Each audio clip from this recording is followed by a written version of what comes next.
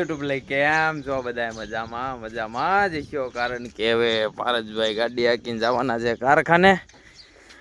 બાટલા ઢીંગાડી દેવી જવું છે કારખાને. ભૂરો આમે ઊભો છે, એ કઈ હીરો શીખવા આવતો નથી, અને અમારા પારસભાઈ હીરા શીખવા આવે છે, શીખી ગયા છે.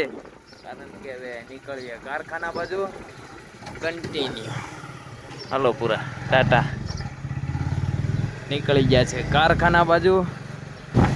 આવી ગયા છે કારખાના માટે, થઈ ગયા છે રવાના. હે ખેપા